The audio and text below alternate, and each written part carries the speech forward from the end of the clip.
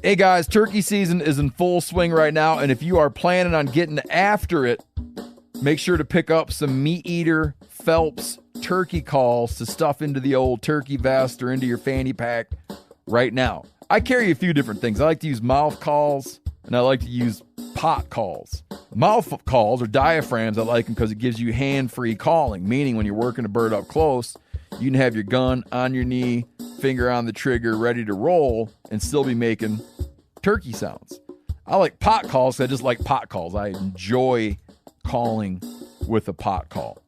Whatever direction you go, including a box call, which I don't personally use too much, but they're fun and great, and I started out with them.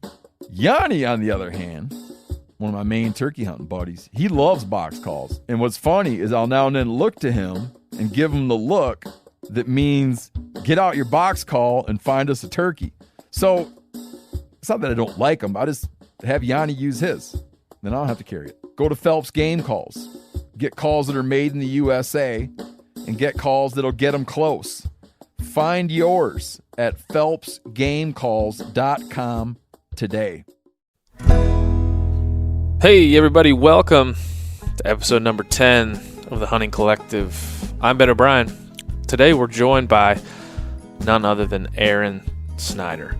Aron is the dude, the man. I think he's like president or CEO. He just is the guy at Kifarucast. He's also the host of the Kifarucast and a bunch of other great things for that company. But moreover, man, he's just a backcountry badass. I could talk to him all day about his strategies for hunting in the backcountry, living out of a pack for weeks on end, for months on end. You'll hear him talk a lot about his advice and tips in that area, man. He's got a lot to say. And hopefully this podcast will start a larger conversation with him because I think he's a wealth of information about how to succeed in the backcountry. But we also, because I know Aron is such an honest guy. He's got a reputation in the hunting world as an honest guy and a straightforward dude. No bullshit. That he would shoot us straight on a lot of the tougher issues we've been talking about within the hunting industry. So was glad to talk with him about grip and grins and social media and non-hunters, anti-hunters, and everything in between. I think it was a great conversation with a really honest guy. You're going to hear a lot more cursing than you normally do in this thing because it was a great conversation. We were flowing, and he likes to let it fly. So without further ado, here's Mr. Aron Snyder, a certified backcountry badass hunter and a good guy. Episode number 10. Enjoy.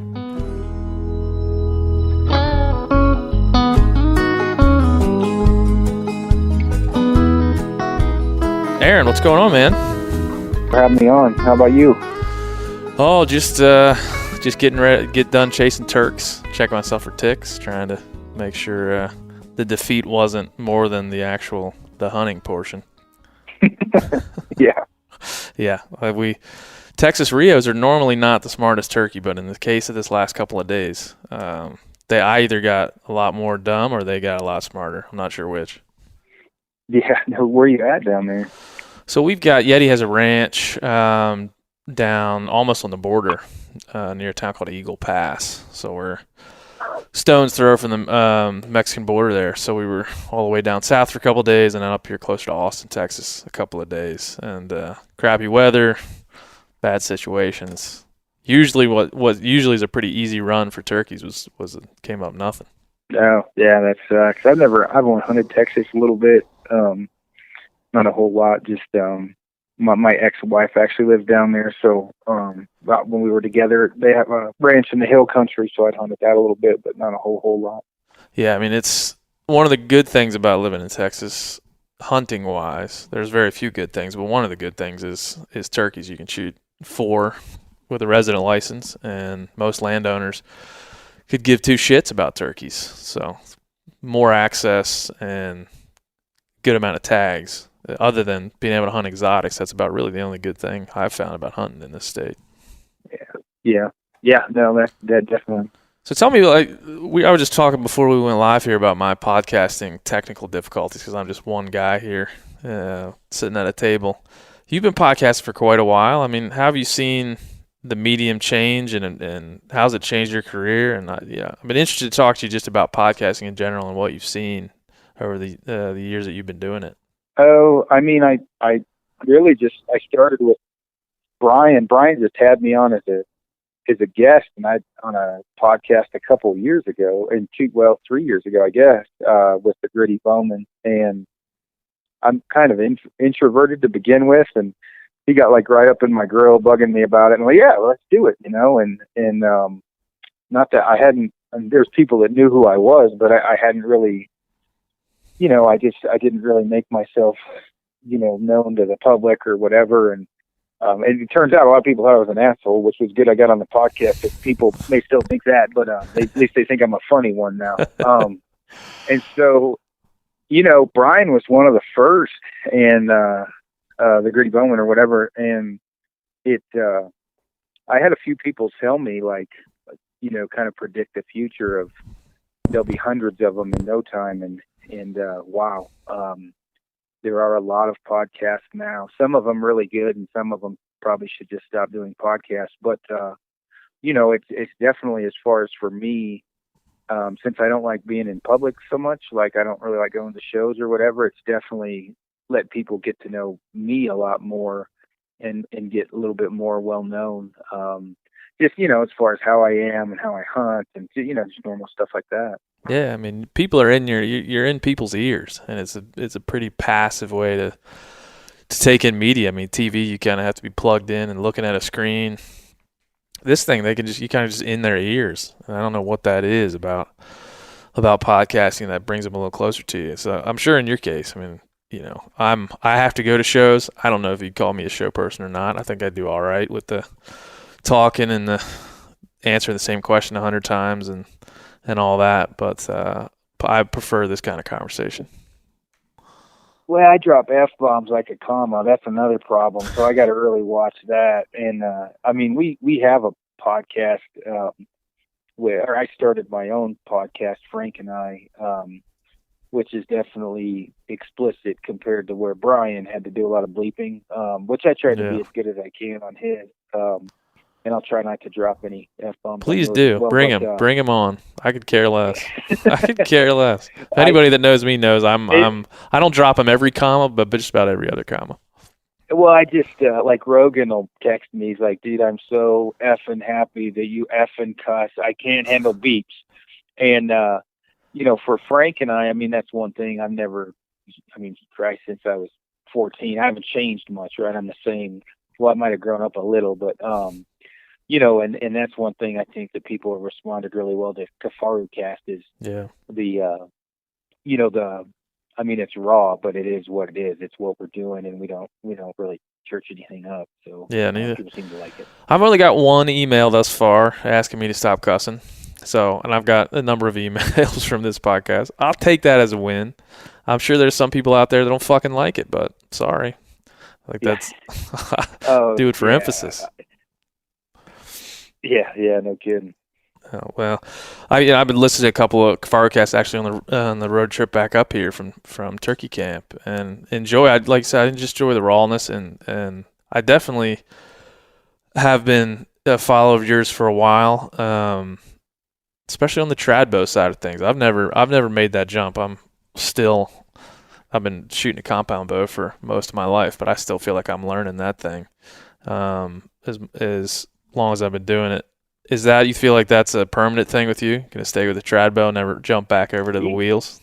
No, I don't think I will, even though I'm losing all shitloads of money on endorsement contracts. I don't, not a whole lot of trad bow guys or companies are like, oh yeah, we'll pay you to shoot our bow. So I kind of fucked myself on that one. But I don't think I'll go back. I mean, I'll still do tuning and stuff and help guys out on the podcast. But as far as, you know, shooting, I mean, we just shot a 3D course tonight before I got on the horn with you, and I will shoot until my fingers fall off with a recurve.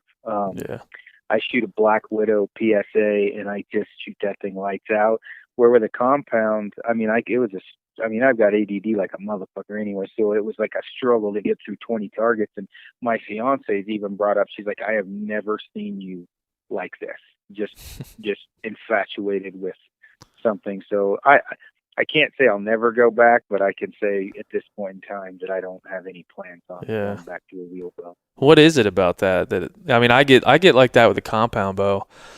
I think I'd get about that with any discipline like archery. Just I'll be out in the yard and I want to shoot 10 arrows and go have a beer and have dinner, and next thing I know, I'm 120 arrows deep. My arm's falling off. I mean, I get that all the time.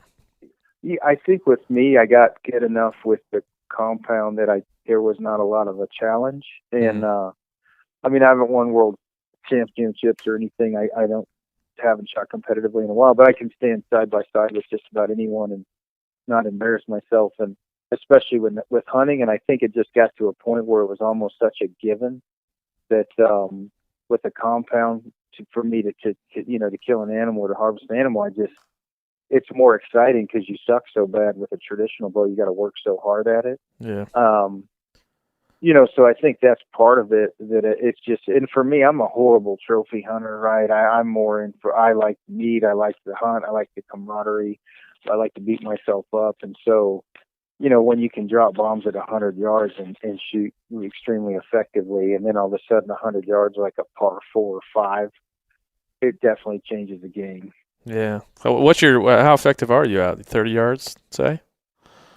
I wouldn't want me shooting it at me at 50, but as far as hunting, 40 is my max. You know, like certain situations or whatever, I would take the 40-yard shot. I mean, I can keep them well inside a paper plate, but my goal is, and I've shot a couple animals now at feet away. I shot a mule deer at Stockton on it and probably shot it a foot away, maybe 2. And I like that. It's just cool. And I shot a real big buck with Brian up in Alberta, kind of on the other end, right at 40. And Jeff Lander, that was the outfitter anyway, and it's just a different intensity for me, and I'm an adrenaline junkie anyway, and my heart rate doesn't go up a lot when I shoot a compound in comparison. Yeah. And, I shot a freaking doe whitetail and was ecstatic down in Alabama. I took a picture with it. It was my first whitetail, and guys are like, man, I can't believe you still shoot does and you take a picture with it. And I'm like, well, why wouldn't I? I mean, one, it's not overly easy tipping over an animal to begin with. Number 2, with a recurve, it's even harder. And 3, it's a big deal for me.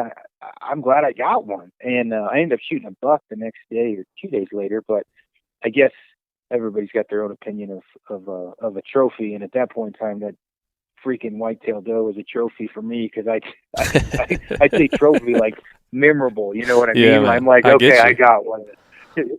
So I think too, for me, I'm an odd duck. I'm not in it for, I'm weird, man. I left racks in the field and take the meat back. And I'm just one of those odd guys that really, am, in it for a lot of reasons that maybe other people might not agree with. And I'd say, if they not agree with, truthfully, and Brian Cole will tell you, antler size does not make a shit of difference to me.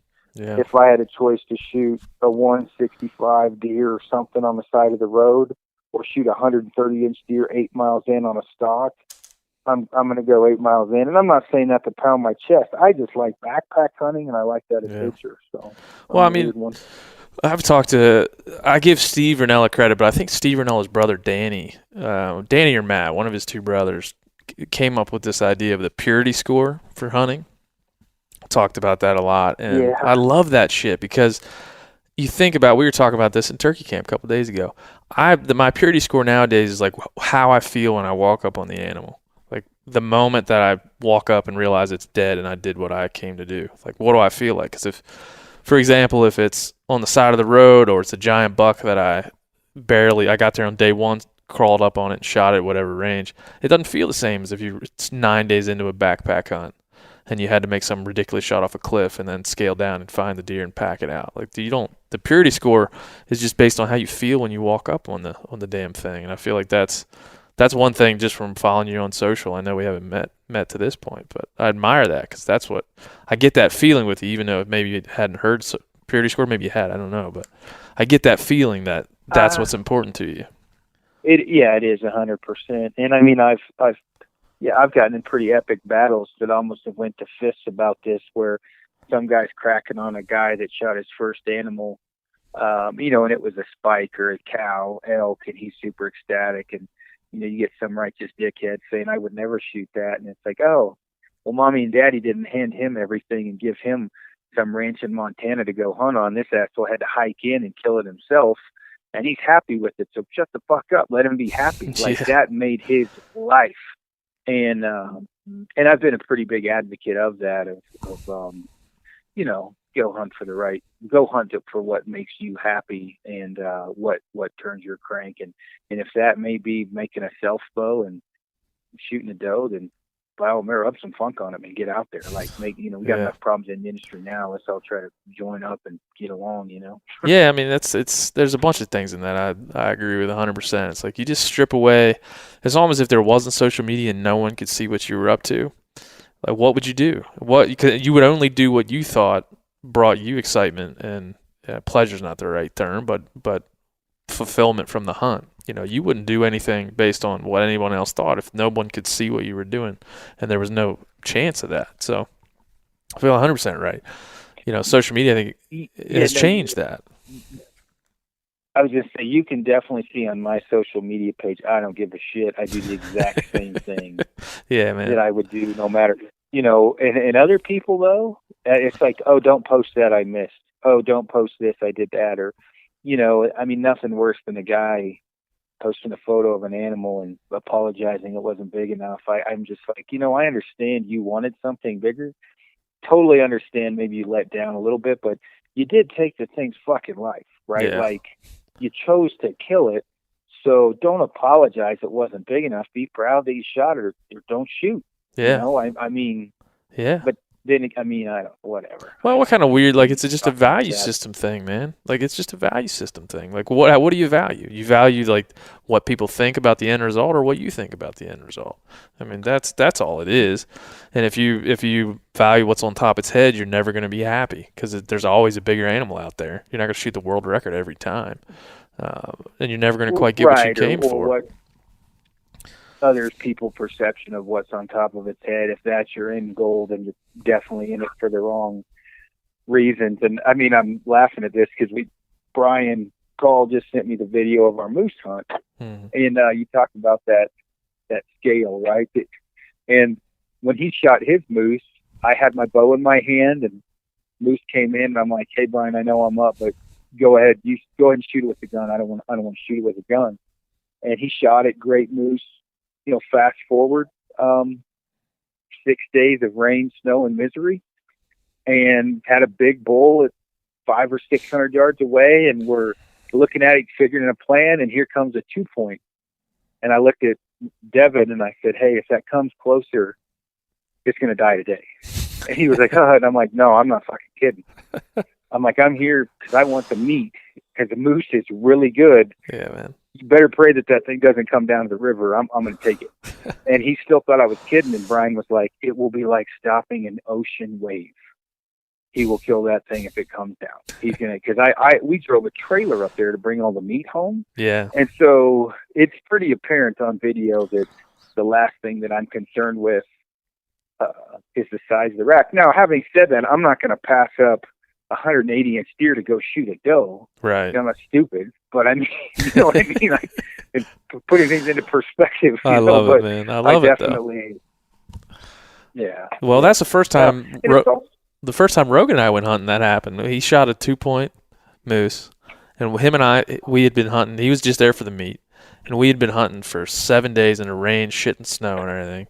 He shot it, and we celebrated like we both won the Super Bowl. We were chest bumping and high fiving and spinning around in circles like idiots. I mean, that was one of the best kills of my life, just watching him shoot a moose, basically on the side of the road with a rifle, and being more happy than anybody I've ever seen. It just tells you a lot about what the hell your mind can get wrapped around in when you're out there just getting rid of the trophy aspect of it. Yeah, no, for sure. And I just I just did a podcast with a guy talking about trophy photos, trophy hunting, and he kind of came off as an asshole in his post on social media.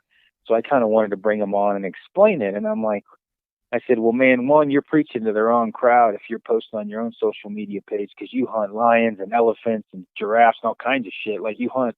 And he had said, yeah, like, the trophy is up to each person, and I don't bash anyone, whatever that trophy may be, to what it is to them. He was just talking about hiding behind, and this actually popped up because the podcast you and Brian did about hiding behind the word, trophy or trophy hunting. And, for me, I think the biggest issue we have on a lot of this stuff is, one, fighting in the inner ranks, and two, context. Like, tell the story, like tell what happened, tell people what it took. Like, that's one thing I try to do with photography. It's for a non or anti-hunter watching what I post that might pop on their Instagram page. I want them to see something somewhat artistic that tells a story, not just dead shit, right? Yeah. I mean, I don't have any problem with dead shit, right? But my fiance was not an anti-hunter, but I would say neutral. Her mom was definitely anti, and she's eating my moose tonight because I was able to explain it in good context. Sure. Of how life works, how the circle of life works, not to be weird. I think we do a fucking horrible job as hunters at that sometimes. Like, we just do a piss poor job at it. Well, I think we do a lot better. We've done it. We've done a terrible job at it. I think that's part of. I've had a lot of great. This podcast has been like a catharsis around that idea, because everybody I talk to seems to have a different slant on it, but they all come to the same thing. Like, we haven't shown the proper appreciation. One, you can't do it in just one post with some words underneath it. You got to do it consistently and tell your story. And if those grip and grins are important to you, well, you got to understand who's going to see those grip and grins. Like, I'm a journalism major, or I was back in college a long time ago. But the first rule of journalism was know your audience. And when you put something on the internet, even if they're just to your followers, you don't know where that thing's going to go. And just a photo of you and a dead critter doesn't tell half the story, especially if you're smiling behind it and you wiped all the blood off and put fake eyes in, or whatever people do when they really glorify that trophy shot. So it's like, you got to know who's going to see it before you can send something like that. If you texted me a grip and grin photo, I'd be like, badass, because I understand everything about hunting and everything about what you're up to when you took that thing. But if I'm a non-hunter and I've never seen a trophy photo before, if you send that to me, I might say, fuck you, in the same breath. And I can understand both reactions. Yeah. Oh, yeah. And I think that's where one thing I think talked about on one the other day that I had done, and that is so important is context, telling the story and helping people understand. Because I think it's important to understand the end goal, right? And that they're not crying over burger at the grocery store. Like, I don't see anybody shedding a tear in the middle of King Soopers or Fred Meyer's, right? Nobody's dropping to a knee thanking the burger god. They killed that fucker too. They just did it with their paycheck or whatever.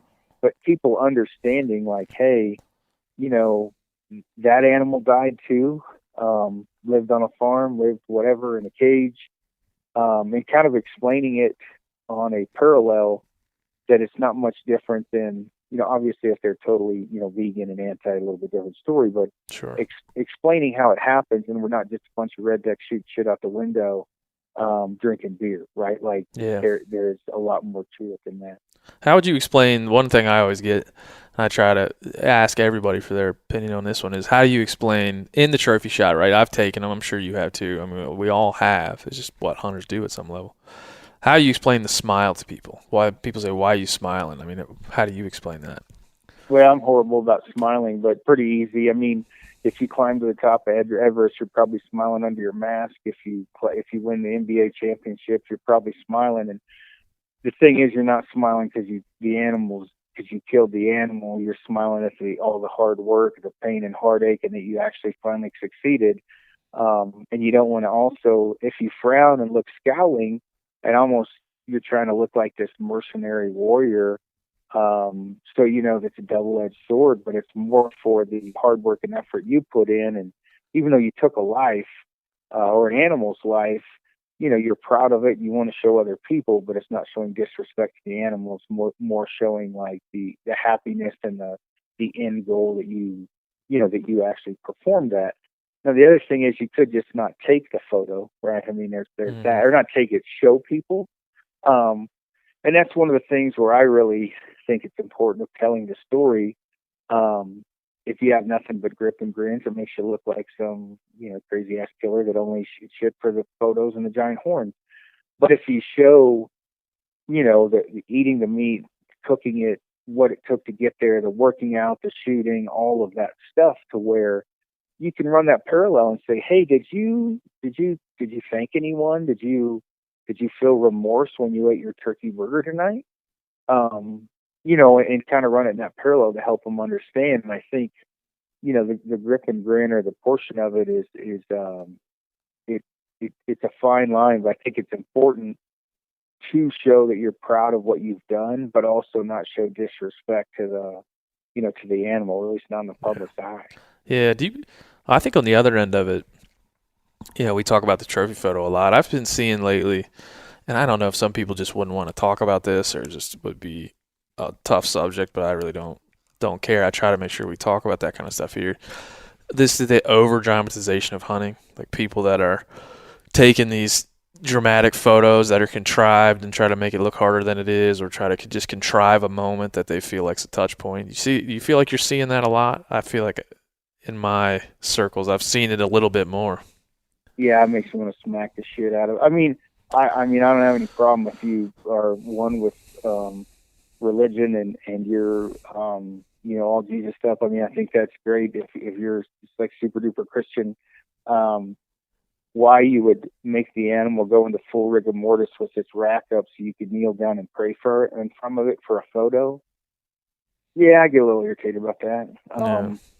I don't understand it myself, and I'm not saying there's anything wrong with it. This is my own opinion, but I think that some of the over glorified photos that I do see are a little much, and can be taken in the wrong context. I would agree, but I mean, it's coming from a guy that can barely read and write. What do I know? I carry about 15 pounds of camera gear from the moment we leave until the moment we get back, and I make sure and take a photo of every part of that. And a fraction of the photos, out of the 4,000 photos I'll take on a 7 to 10 day hunt, maybe 50 of them are of the actual trophy at the end, or the animal. Mm-hmm. And there's probably 150 of us cutting it up, and there's probably another 150 of us taking care of it and cooking it that night on a stick.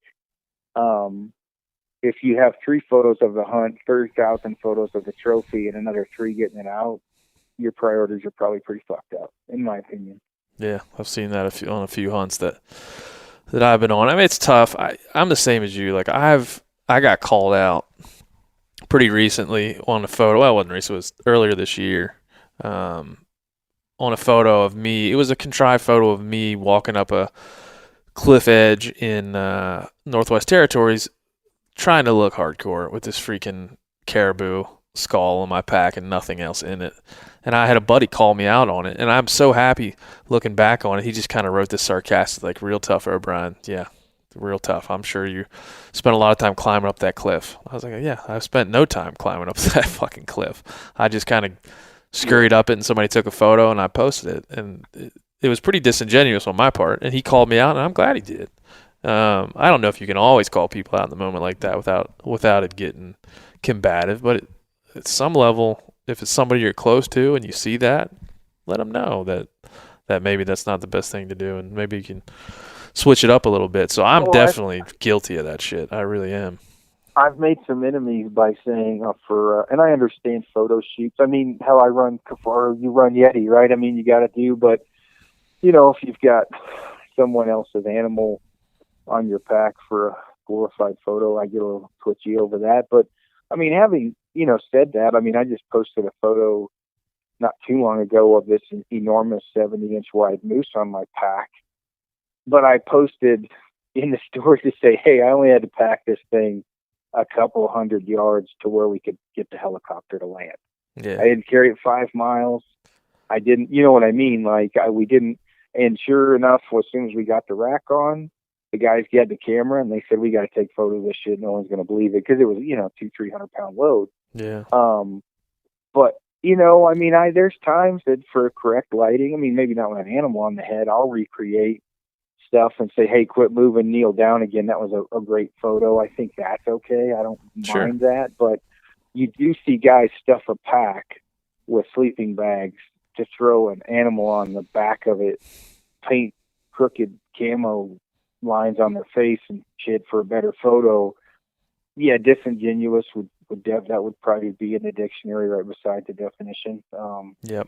It's not really how life worked when you were in the field. So, hey guys, turkey season is in full swing right now, and if you are planning on getting after it, make sure to pick up some Meat Eater Phelps turkey calls to stuff into the old turkey vest or into your fanny pack right now. I carry a few different things. I like to use mouth calls, and I like to use pot calls.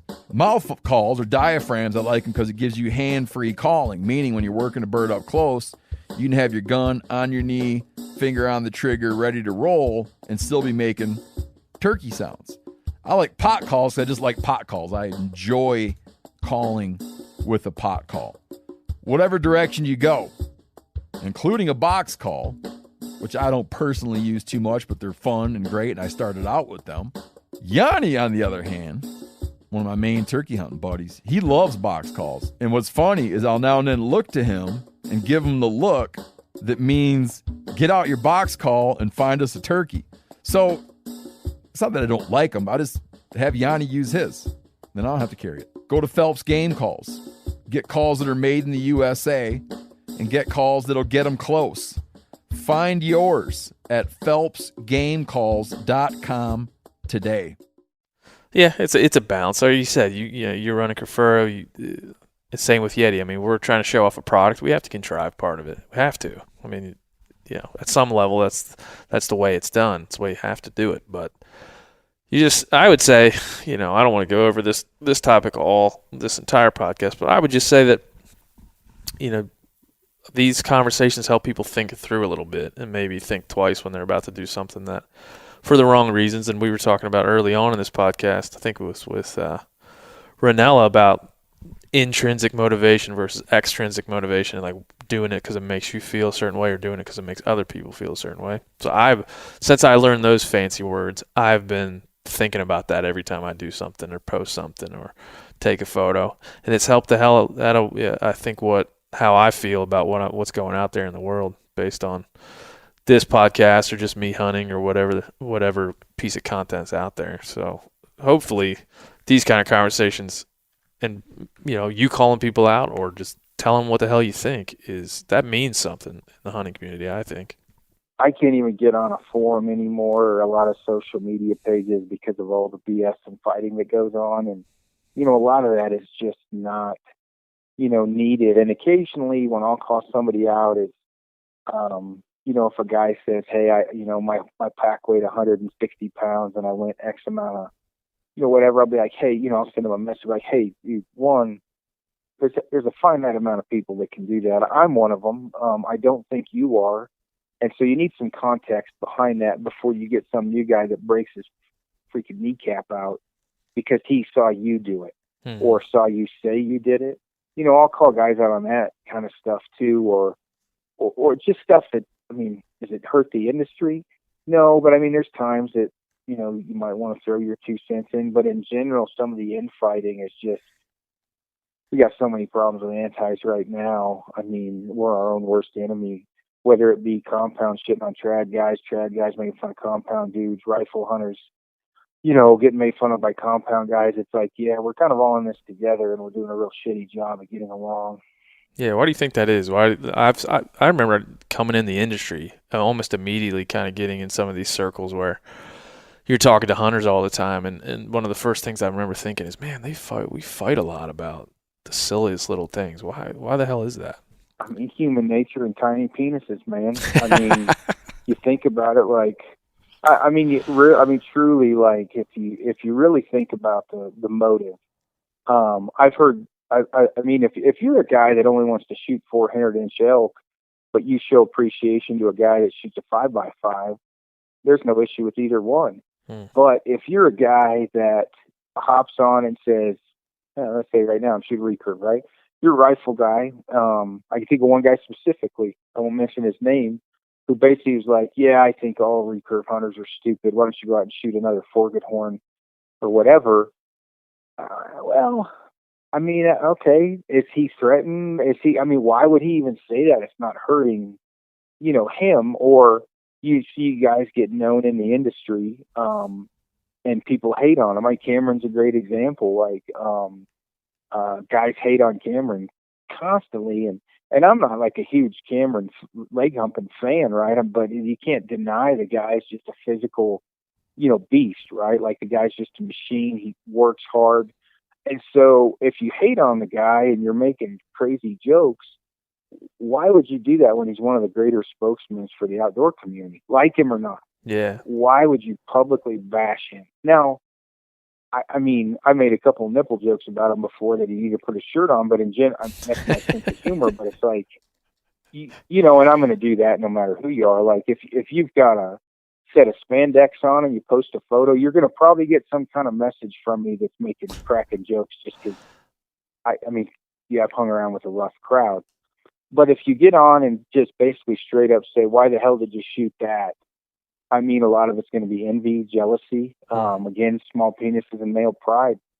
Because if you take a big step back, if it was your brother that shot that animal, or your sister, or your mom, are you going to make fun of them?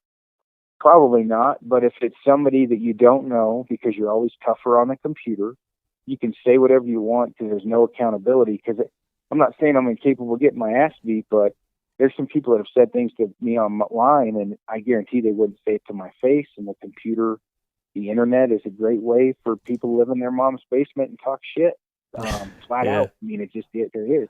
I dig it. Yeah, I mean, Cam Haines is a great. I think he's a great example because he's polarizing for the weirdest reasons. I've hunted with Cam not many times, enough times to know, and hung around him enough times to know that he's legit. I mean, the fact that he can run 200 miles at a time, it should just end the conversation right there. It should end it right there. I mean, there's not a whole lot of people that can challenge that guy's ability to do much of anything. So I've never seen him post anything that I thought, well, that's bad for hunting. Not one time. Does he do things a little different than some other people? Sure. Yeah, we all do things different. But I've never once thought, well, I need to talk to Cam about that thing he's doing because it's not good for all of us. So, yeah, I mean, that leaves all the petty people that you're talking about with the tiny penises to talk about how big his muscles are or how big the animal is and poke at the things that really don't matter at the end of the day. The petty people are left to throw shade at Cam. In my opinion, I've seen it a lot. And then the bigger you get, he's got, I don't know how many followers nowadays, but the bigger you get, it seems like the more hate you get. So I think that's just a rule of life. Oh, I've seen that one myself. Luckily, I've stayed above the fray on some of it, and I've only got, I don't know how many followers I got. I don't know. I don't have as many as he does, but as it grows, right, like you post, I had a visor on the other day on an elk I shot, so I immediately posted, "Hey, I got shamed out of wearing the visor," before anybody makes a comment. And some of the messages I got were just, I mean, in fun, sort of, but I was like, it's a visor, right? Like, yeah. I don't have the skin of a human on my head, for Christ's sake. It's a visor.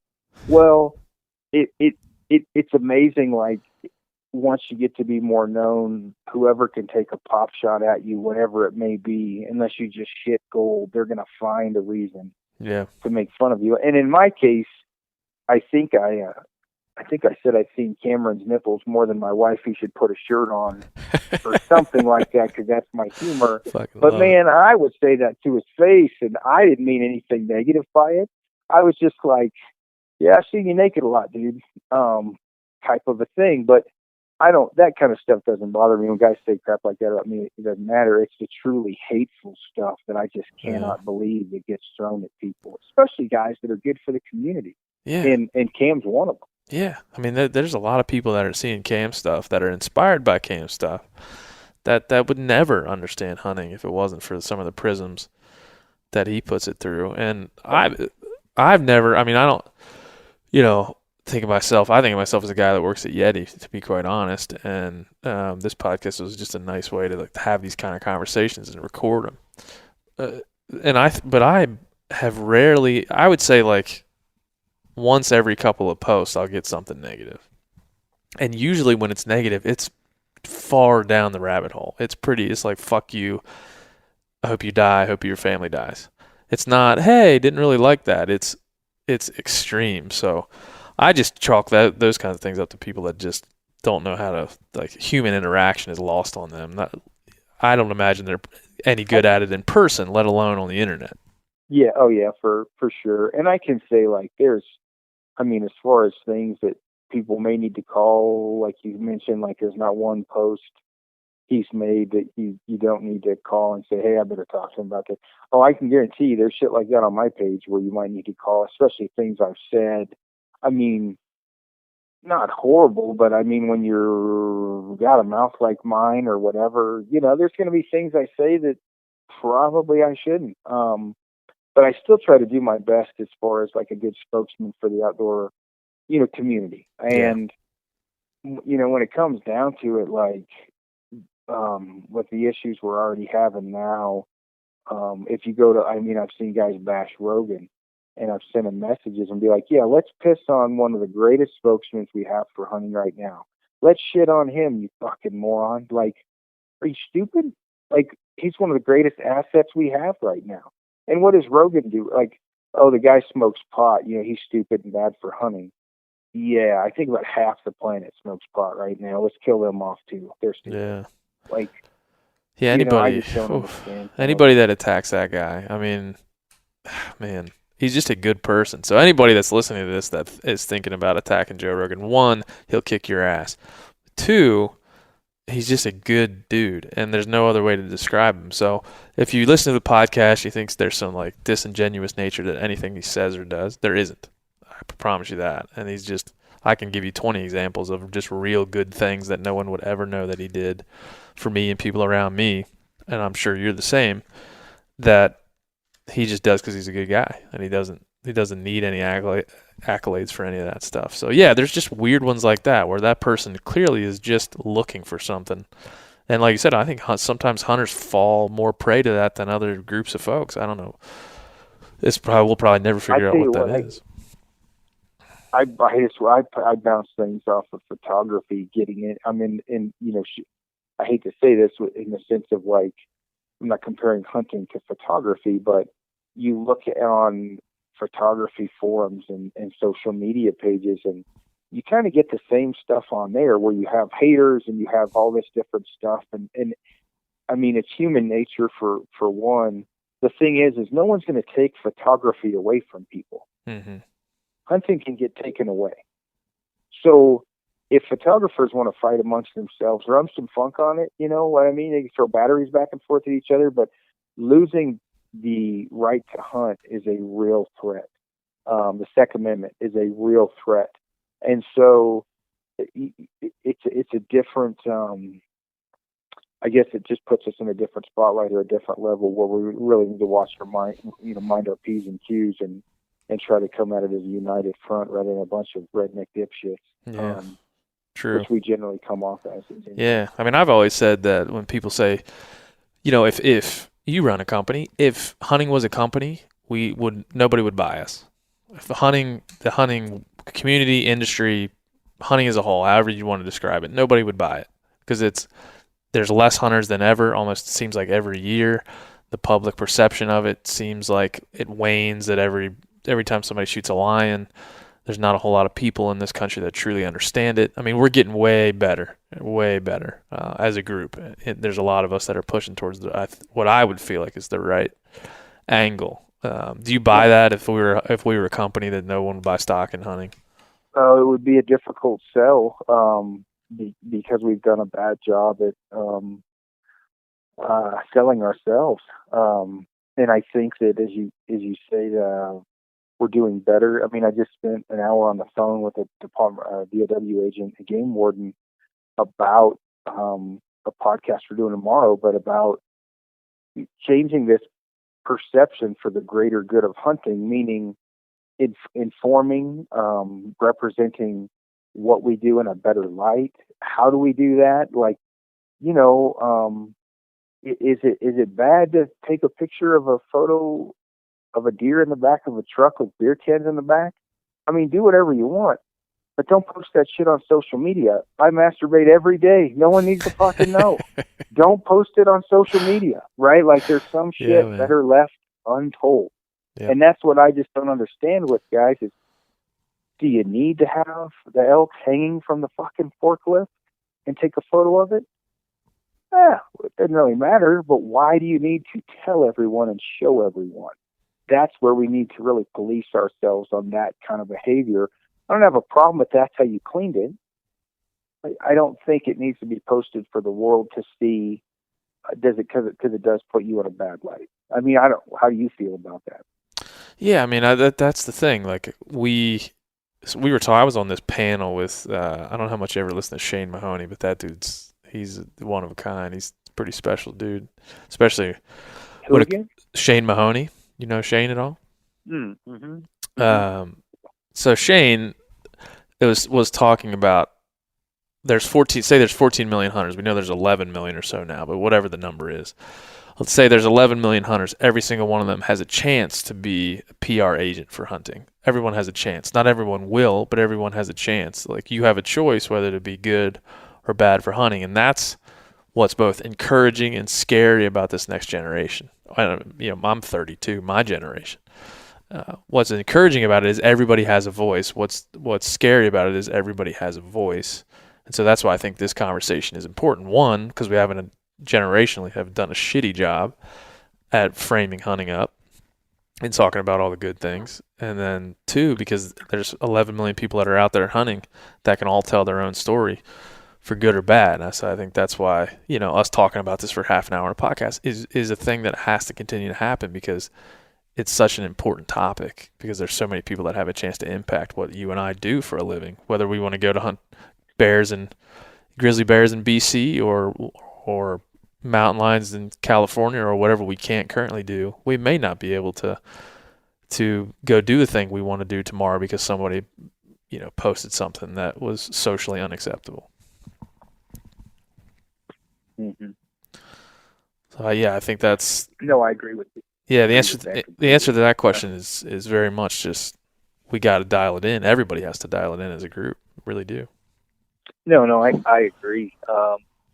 And I think as a whole, and this is coming, and I've said this a million times on Brian's podcast, this is coming from a redneck, kind of a bloodthirsty, when I say bloodthirsty, what can be perceived as bloodthirsty guy, that probably 10 years ago was the worst spokesman for hunting, because I didn't have a brain. I was a dumb shit, right? But as you are exposed to all these different things, right? And all these, it's a collective of, your life is a book, right? You got all these different chapters, and, as the book goes on, towards the end of the chapter, as you're reading chapter 40 through 50, you're going to probably seem a lot more fucking intelligent than you did at chapter 1 through 5, because you've learned, right? And one of the things that I learned is, as I grow in the outdoor industry and I have a podium to speak on, or I'm doing cardio and bump into people that see I'm wearing a camo pack, take that point in time in your life or whatever to shed a shining, bright, happy, glowing beacon on hunting and not act like a fucking dumbass, right? And I think that when there's these two paths that people have, to take a right and help hunting and take a left and look like a dumb shit, it seems like it's 50-50 sometimes on what they do. Like, you run into somebody at a trailhead that says, I don't like hunters. Well, you can come back and say, well, I don't give a shit what you like, you're dumb, and you start screaming at them. Or you can say, hey, I understand that. Why? Yeah. Hey, I don't mind discussing this. Like, hey, let's talk about it. Like, I don't want you to have a poor opinion of me just because I hunt. Let's talk. I've done that. I'm in like the, Boulder, Colorado, right? Like, you can't find more, well, maybe Washington, right? I'm in Denver. But you're not going to find more liberal people at the trailheads than here. But I have found it hugely helpful to be fairly well spoken, and have some data behind you and be able to represent hunting in a strong, I say argument, but an argument, and let them know what happens and why, how the circle of life works, rather than just saying, "Oh, shut up, you dumb shit," and grab your weapon and walk away. Well, that just put another black eye on hunting. I may want to say that, but don't. You know what I mean? I feel you 100%. I've had a few conversations with people, and it seems like the person that doesn't agree with hunting, or you label them anti-hunter if you want to, but the person who's ignorant about it or doesn't agree with it is the aggressor in the beginning. Like, they're pushing your buttons to see how you're going to react. I've had that in person a few times where someone was pushing my buttons just to see how I would react, or just because they had their own preconceived notions. They wanted to see how the conversation would go, and see if I would revert to my redneck, pound my chest and run out of the room, revert to my redneck status I'm like you, man. I came from shoot a spike. Anything with antlers on its head got shot, and we didn't discuss much other than, was it a 2-point or a 4-point or an 8-point. That was the only way we talked about antlers. And so, yeah, I think some people who don't agree with it are expecting that caveman response from you, and that's kind of what they want. And if you give it to them, then you're losing it. You're losing the battle. Yep. No, I agree 100%.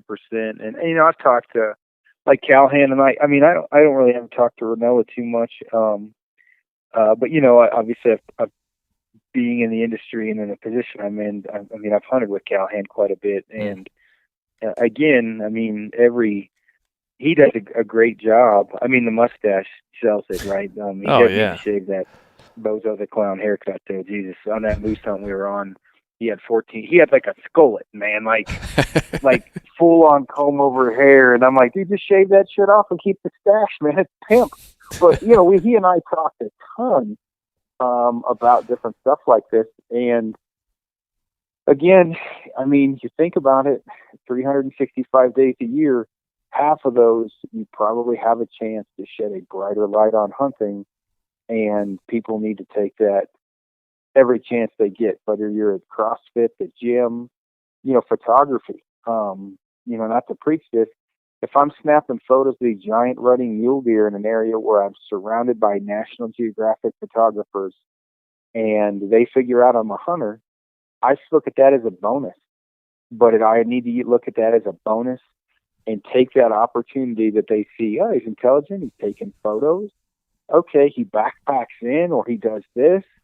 Oh, yeah, no, I understand, and use that opportunity rather than, one, either hiding from it because you're not spreading the word, an intelligent word, or two, just getting combative, which, that never goes anywhere, and I'm a combative guy, but, you can't be in that situation. Yeah, and I wonder, because at Yeti we deal with a lot of, we deal with climbers and skiers, and I'm talking top-level influencers in these worlds, the guys in climbing, guys like Conrad Anker and Jimmy Chen, and people who are, super influential, not only in those smaller communities, but just in that outdoor rec community overall. And I just wonder how much, and I have no idea how much in those groups they talk like this, how much they say, man, we all got to pull together and shine a better light on climbing, or we all got to pull together and shine a better light on skiing.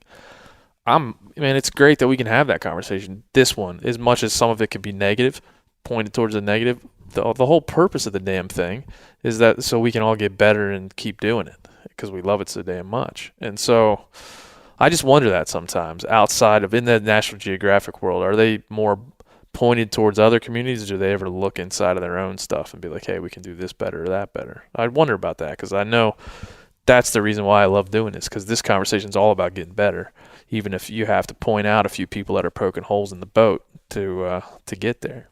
Yeah, and I tell you what, the pointing out poking hole in the boat people, I have found that to be difficult at best, because some people may not know that they're shooting holes in the boat with a 50 cal, and other people may be locked and loaded with the Madu's just firing away like, I don't give a shit. Well, I just think if you're wanting to be pro Second Amendment, pro whatever, if you're wanting to do that, I think it's great. I just think that showing bloody dead animals laying all over the place is shooting some big holes in the boat. Even though you may think like, well, it so it is written, so shall it be done. This is how it's been in history, and it can't change. Oh, it can change, and it's fucking changing quick. And so, you know what I mean? Having some fun when you point those things out to those people, maybe just not, throw it in their face, but also say, hey, man, I've been really thinking about this, and I think maybe you might want to try doing this. This might help out a bit more. The messages you're kind of putting out now are giving us a black eye. I mean, you can only do so much, but I mean, it's always worth a try. I guess as I'm saying that, I know I've had probably 50-50 luck at that when I've sent messages like, hey, coming from a fellow redneck, man, you may want to change what you're doing. Sometimes it's received well, sometimes it's not received at all, and I get unfriended and blocked. So that's what it is. Damn, people are savage on the internet. I don't like what you're saying. No don't ever say anything to me again. It's savage. Yeah, exactly. Well, you can't get punched in the face on the internet, man. That would solve a lot of problems. I hate to say it that way, but you think about it, where people act the way they do in their cars, on the phone, or on the internet, if they get whacked in the noggin, no, there's no accountability. So there is some savages on there. Yeah, that's it. Get cold in the basement of your mom's house.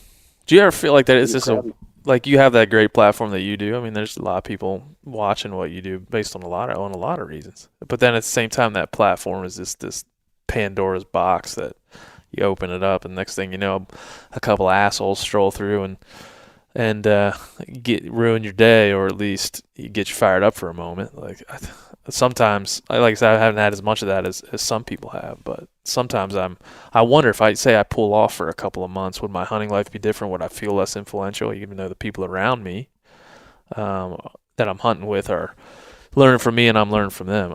Social media is a son of a bitch.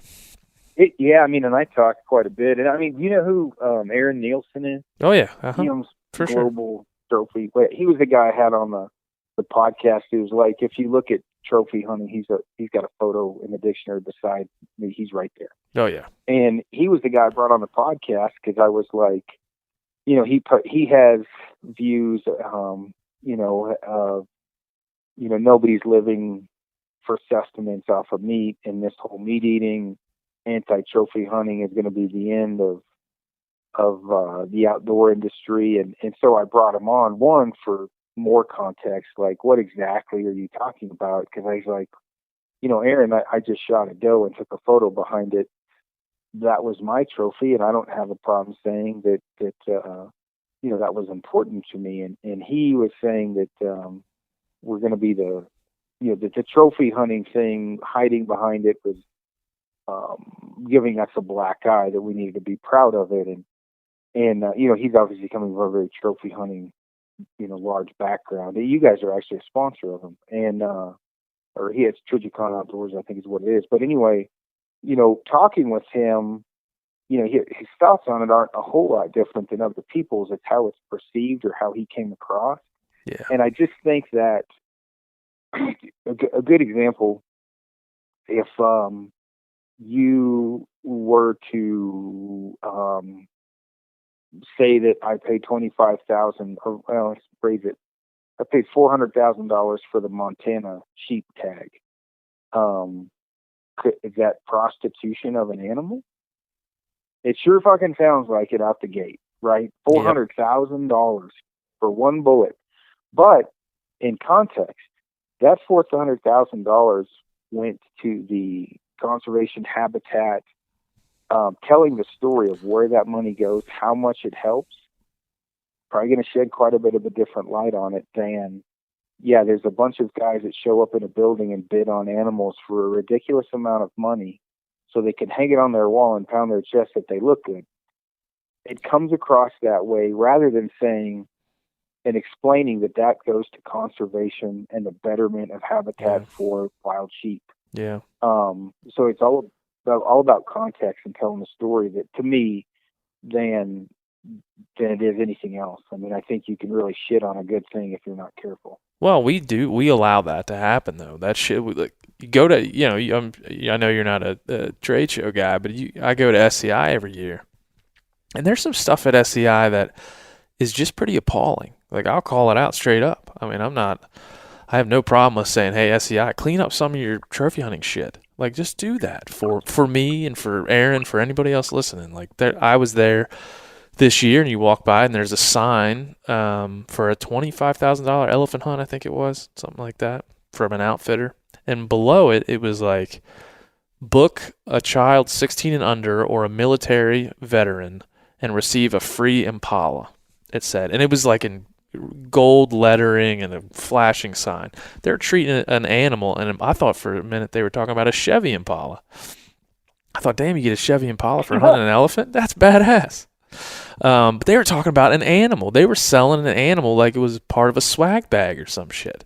And that kind of stuff, that's never going to fly with normal society. They're never going to understand that because it's not, as far as valuing an animal, that's not right. And as long as that stuff's allowed to exist inside of this great conservation resource that SEI could be, it's always going to be an oxymoron. Yeah, no, and I understand that. And I mean, I talk with, Brian about some of the things you guys had talked, like the grip and grin thing. Like I told, Brian got beat up about that badly. And I'm like, Brian, damn good and well, the moment you shoot an animal, you take a grip and grin. And he's like, I didn't say I didn't like him. The Ben had said he didn't like him, and then he explained it in more depth. And my thing was like, I think a grip and grin is important to the hunt if you have told the story from beginning to end. Sure. And I guess like with the SCI or like with anything else, or like I talked about wild sheep, which they do a great job. They do a great job with what they do. But if you leave context out and someone just walks up and you see, we're going to, hey, you get this prostitute and we're going to give you a free blowjob while we're at it. That sounds pretty fucking bad, right? That's horrible. Yep. Where if you say, hey, we're in it for veterans and children alike, and maybe not show the other free death to go along with it, you probably could do a little bit better job, still maybe have the end result, but not look quite so bad doing it.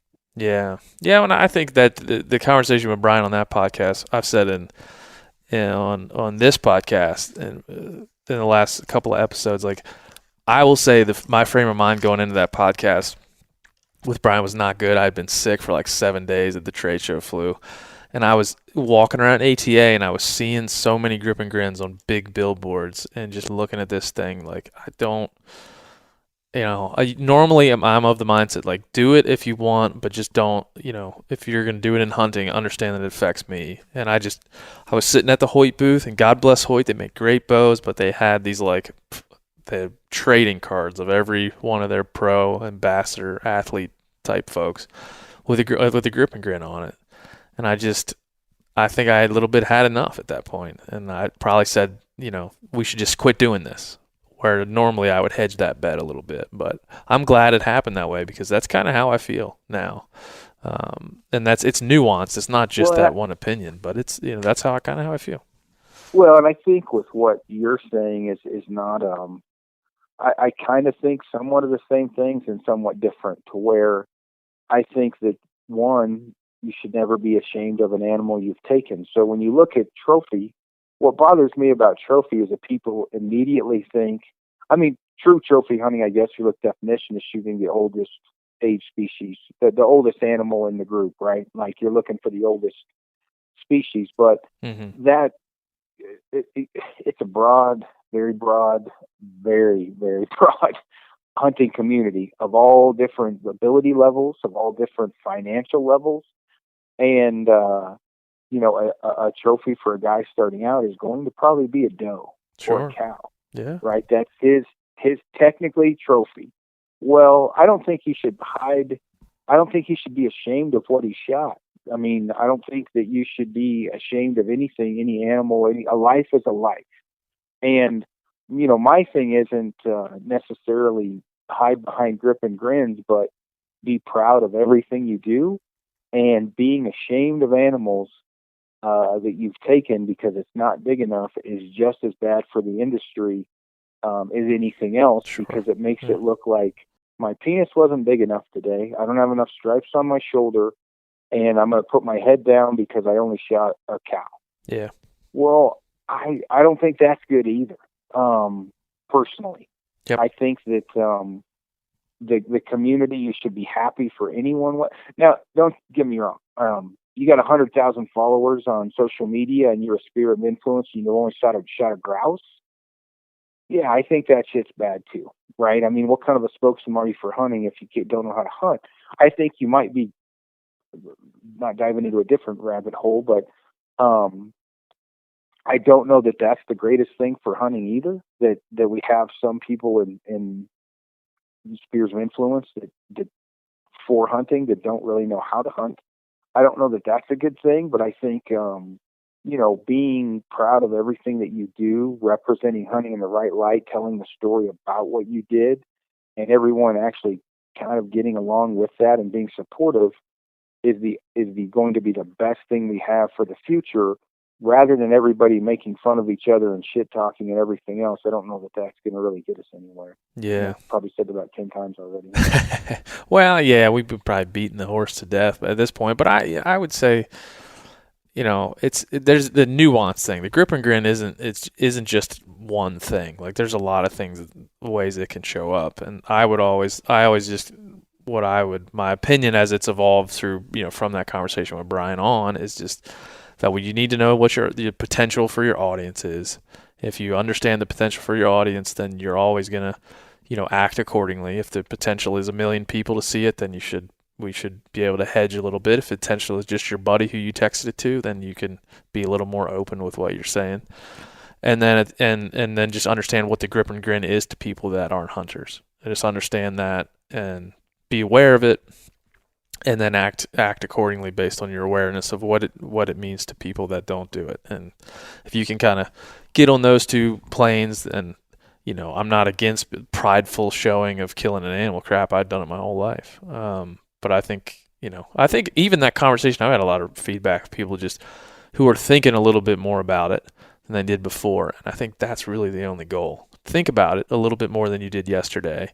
Be more aware of some of the things maybe you weren't so aware of yesterday, and we'll all be better for it. And then 10 years down the road, maybe this whole thing looks different than it does right now. Man, I hope. And I again, like, there's some things, I mean, not everyone agrees, but if we can agree to disagree and talk it out, I think that's great. And I think that, again, when you go down to, I don't know, pick up whatever, I go down to the local mountaineering store, and a guy asks me if I hunt because I said I need boots that are capable or stiff because I'm going to be carrying 100-pound loads. He asks why, and I said, well, I'm a hunter. And the next thing you do, I flash through 75 photos of dead animals. That might be cool to him, but it also might be cool to him to start scrolling through and say, yeah, man, this was the Maroon Bells. I was actually on part of the 4-pass loop when I spotted this deer. I was right on this summit. Actually, there's whatever. And then here's my camp, and yeah, holy cow, we were a long ways in. It snowed like crazy. I think that, in my opinion, is perceived far better than 75 photos of straight death, right? Because he sees what you did. He sees your heart's into it. He sees the training you did, that you backpacked in, or whatever it is, rather than just 75 photos of standing behind big deer or big elk or big whatever. Yeah. And so I agree with you on some of that stuff wholeheartedly. I do, that when you walk in and all you see is giant dead shit with people behind it, that it can look really bad from a non or anti-hunter's perspective. And again, I'm coming from a redneck background where I could get shit myself. Me too. But again, I just, especially with photography and the hiking, the backpacking side of things, I am more involved now with anti and non-hunters by far than I thought I would ever be. Yeah. And I know what I will argue to the death. I know what it takes to convert them. Yeah. I know and I've had great luck with it. And so that's where, when guys start arguing with me, I'm like, look, it's not an argument. This happened yesterday, happened last week, and this is what I did. And it sure as shit wasn't showing I don't have a 210-inch mule deer, but it sure as wasn't showing giant animals over and over. It was showing the sacrifice, the dedication, the training. explaining about shooting a bow, explaining about breaking down the animal, explaining about how much meat I brought home, in comparison to, here's my giant animal, can I have my boots now? Yeah. That's trophy hunting, and that is where I think we get a black eye. Well, right, and you get, and again, I keep bringing him up, but Rogan is a good example. Rogan I've taken many grip and grins of Joe Rogan, beside things he's killed, and he's taken some of me and vice versa, but rarely has anyone ever seen them. Sometimes like Cam Haynes or John Dudley or somebody will post one, but Joe will never post one. And I think he's thinking about just like what you're saying. I mean, they're like, grip and grins are kind of like trading cards that we can trade amongst ourselves. And that's great. And we all understand. Everybody that's hunted for any length of time that's in the community gets what they are. Trade them back and forth, and it's all great.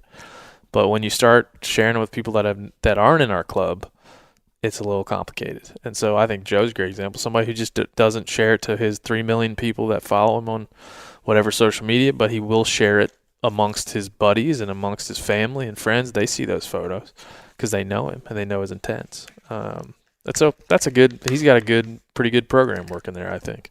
So Aaron, tell me a little bit about Kifaru, because I know we've been railing on how to make hunting better, but I'm a bit of a pack junkie. I don't know if that's the right term, but I think packs and boots are the two things that are most specific to mountain hunting. So tell me about, how you got started with Kifaru and just what's going on over there. But it's kind of crazy how it all worked out. It was like a meant to be thing. Patrick Smith started Mountain Smith, which was like a backpacking company, years ago, and he sold it, and then started Kifaru. And Patrick's he had 3 daughters, so he never had somebody to really take over the throne, so to speak. The 3 daughters didn't hunt. Their husbands didn't really hunt. And I was reviewing a bunch of gear and backpacks, and I guess it's 8 years ago now, 6 or 7 years ago now, whatever it was, I walked in, finally got a hold of Patrick to test out some packs. We started talking and helped him with some designs, and they kind of brought me on as I was working construction at the time as like a consultant / sales rep, kind of a position where I was making a little bit of money. And I'm the CEO and president now. And he took me on. I look at him like a father, and one of the unique things with Patrick is one of my job descriptions is I will spend 150 nights a year in the wilderness. Wow. Without a doubt, without fail. And one of that thing that he impressed upon several things upon me. One was made in America. Stay made in America no matter what. We will always be American made, not just American made, but American components, American everything. 2 was lead by example by our customers, meaning I want you to be the fittest you can possibly be. I want you to be in the field as much as you possibly can. I want you packing out as many animals as you can. And I want you near death at least 15 times a year to know what gear we can design to make you not near death the next year. Now, how often do you walk into a job like that where I live in the woods? And then the guy that becomes your father / boss says, Aaron, your ass is staying out there 150 nights a year without fail. Yeah. Well, I mean, so people are like, that's one of the things why people listen to me with gear is, I'm out there so much that, for me, 150 nights a year is a light year. That's pretty. I've hit 220 a few times, and you learn a lot when you're out there, and you learn a lot about designing your product, and so that's been a huge thing that he ingrained in my brain, and hopefully when I can't walk anymore, I'm going to pass this down to Frank, my partner in crime, where he can do it because he's younger. So.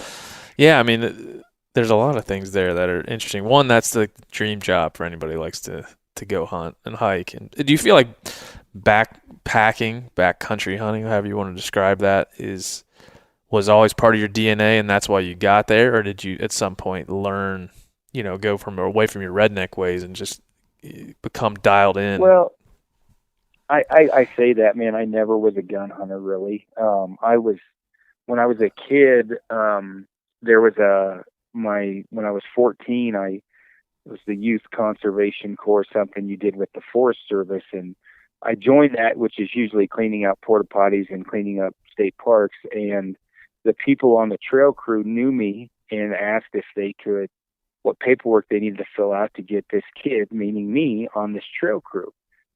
Well, that changed my life forever because I hiked 10 miles a day as a minimum, and all I did was carry a crosscut saw and an axe over my shoulders, a 14-year-old kid cleaning off wilderness trails. Um, in the midst of that, with my redneck upbringing as my dad driving around drinking, basically shooting shit out of the window, as I hiked in, there's all these deer that I never saw. You know what I mean? Like, I'm like, Jesus, there's animals everywhere back here. Well, so at an extremely young age, I learned how to backpack. And I mean, from experts, guys, these guys climbed Everest. This was their side job, right? This is what they did to make money so they could go climb, so they could do whatever. And so I learned that extremely young. I did that all through high school for 3 months in my summer months. And one, it made me a bit more of a man because I'm swinging an axe and had crosscuts on my hand. We had double buck and single buck saws. And once I did that, that kind of and I was in the Army for a while as well, and that just taught me how to get beat up a little bit better. But all of those things combined, the moment I got out of the military, well, I got fat first, but then I got super fit, and all I could do was backpack. All I did was backpack. Like, no mountain was too high, no lake was too far. We pack in float tubes. I was broke as a joke, but I always backpack hunted, and so that was like just my thing. And then as time went on, I was seeing some videos from Cameron and South Cox, and backpack hunting wasn't really known. Now backpack hunting is known, and you can't, you run into people constantly out in the wilderness. So this job for me, Patrick's told me many times, he's like, you're the son I never had, and really a godsend for my family because you are everything I needed to take over from the company. Now I'm a bit wilder probably than they wanted, but it was a perfect fit. So it was great. I kind of went off there for a minute. But no, I love it, man. Yeah, I love it. It was great. You can hear it in your voice, man. You can hear that you love it. And that's freaking, as somebody who, any product of any company, that's all that really matters is the people making it love the thing that it's made for. And that comes through in your packs for sure. How much has the packs changed over the years that you've been doing it, and how much do you feel like they will change it? I can tell you right now, the pack I used to carry an old Army rucksack to the deer stand when I was 16, and now it's a lot different than that. But how are they changing? Well, they changed a lot in the sense of the bags and the materials are changing. The platform that Patrick started with as far as the suspension, I've changed some of the design, but the base is there. Really, I've changed materials. I've changed some of the connection points. The base design hasn't changed at all. The bags have changed. The material's changing. Technology, right? Like hydrophobic foam, so it doesn't stink as bad. Waterproof material, tougher material that'll last longer. The never-ending rabbit hole of lighter weight. We're able to push things farther and farther, which is really one of my job when we go off the deep end on lightweight, pushing something to as lightweight as possible. That's my job, to go pack out 20, 30 animals a year to see, can it take it, right? Like, we just came out with a new crazy lightweight frame, and that was the main job, is I had to have 50 animals in that frame and a minimum amount of miles. That's how we test things before it would even pass muster to go on to the next level. Most companies don't do that shit anymore, man. They design it in an office and go hike around with it, and that's it.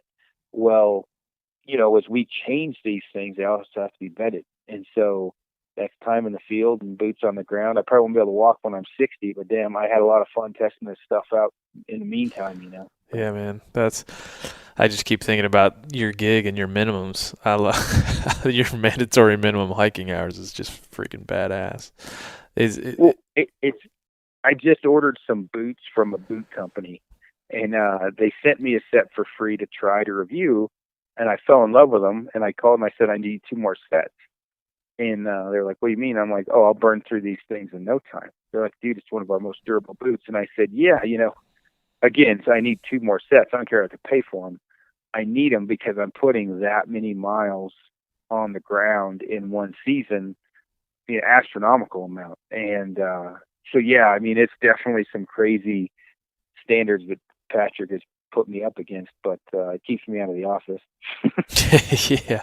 So how like people out there that aren't hitting your minimums? I think, man, just another rabbit hole. I was just thinking about guys that I know that have spent that many days in a mountain during a year. Maybe Remy Warren's another guy who would say like, hey, 200, but he's a guide, and so he's not probably not in the same way that you're doing it, but it's amazing and the knowledge. I'm glad you're sharing all that knowledge, man, because that's important stuff. Because you're lucky. I'm sure lucky you get to do what you do. You earn your place at Kifaru, and it's just badass to hear that. Is there any suggestions you give on people for packs of like guys who are just looking to get into it and go out west? Is there one thing they ought to look for when they're selecting a pack?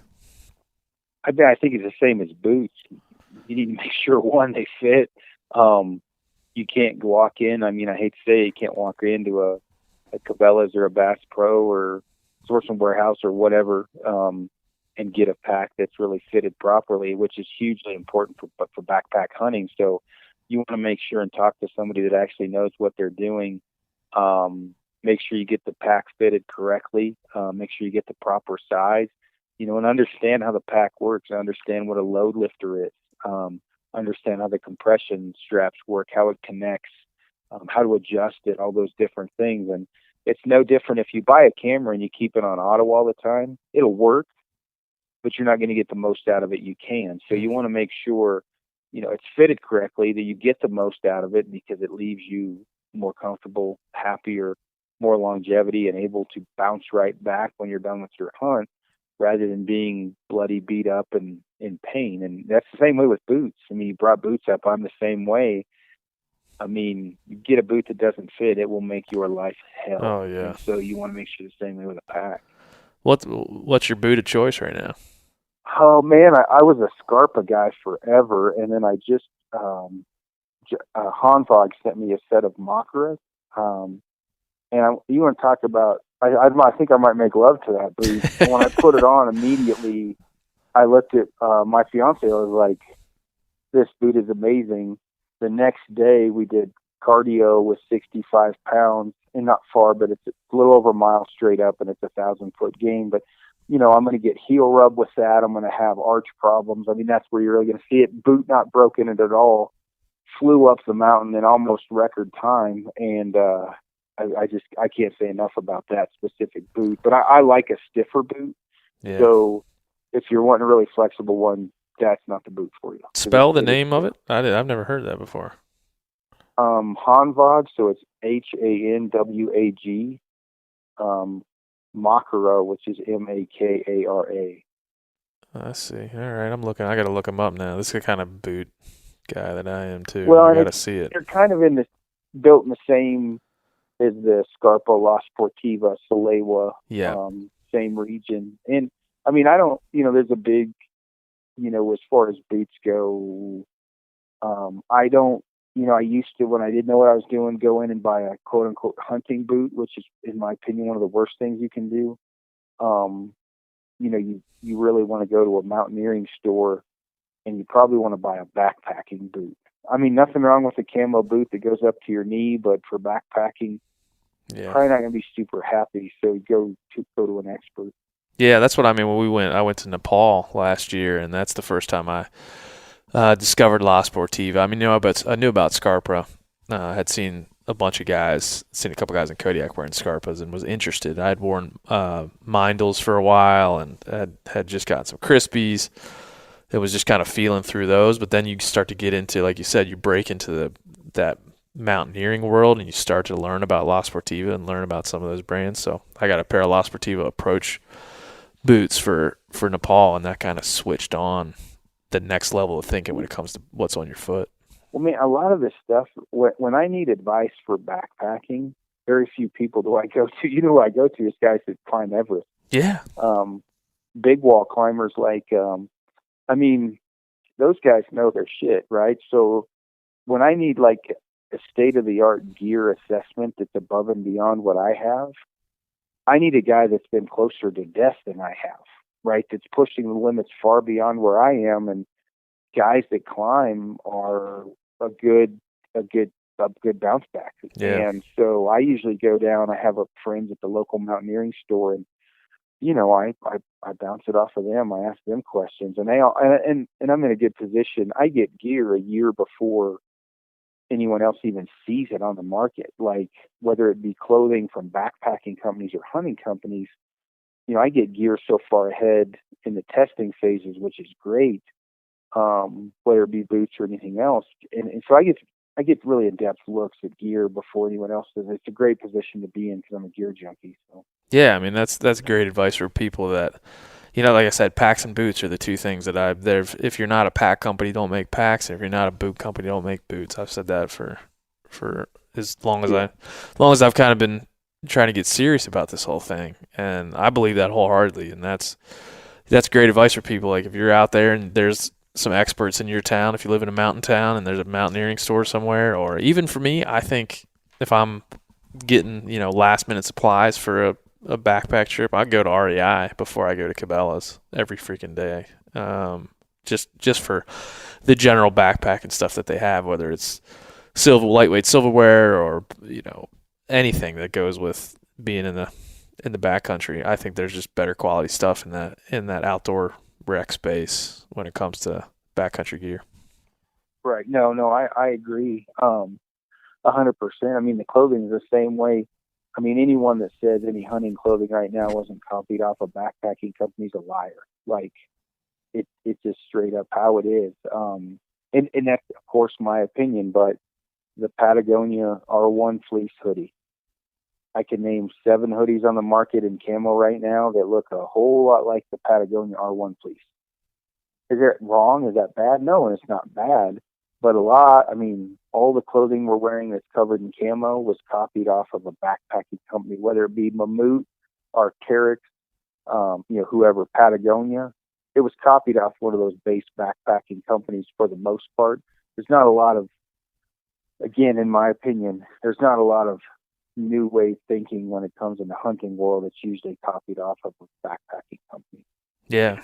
Yeah, and boots the same way. I mean, I wouldn't, if I was going on a 10-day backcountry trip in the Missouri Breaks, there's not a whole lot of serious gear at Cabela's that I'd want to buy. And I've tried, and I've went there and shopped around. I'm thinking, yeah, if I'm sitting in a tree stand chasing deer, there's a lot here that I could use. But when you're really talking about getting back there and needing your stuff to work, it's tough. And I almost, in the hunting community, you almost be embarrassed to say you shop at REI all the time, but I do.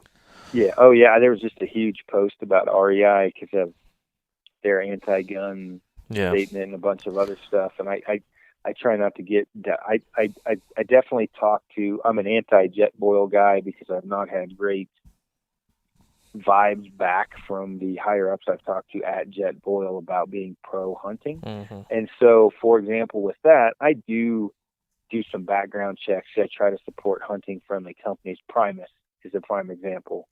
I try to support Primus and MSR as much as I possibly can. The same as Scarpa and Hanvog because they have guide and outfitter programs for discounts.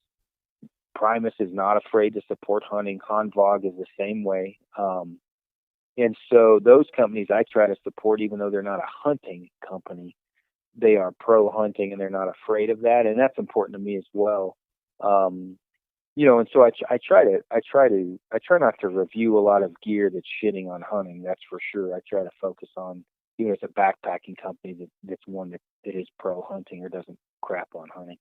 Yeah. And I think Black Diamond I used to work with somebody that was working at Black Diamond, and he described them as firmly anti-hunting. And I have several Black Diamond headlamps that I wear, and I've seen a lot of other hunters wearing Black Diamond headlamps or trekking poles or whatever. And Cabela sells Black Diamond gear at some level, and I haven't looked into it to see if really how deeply anti-hunting they are, but I'm sure just from his evidence that there's some seeds there. So yeah, I mean, just knowing that stuff, as much as a consumer could know it, I mean, they're gonna know everything, but just understanding the dynamics there is important.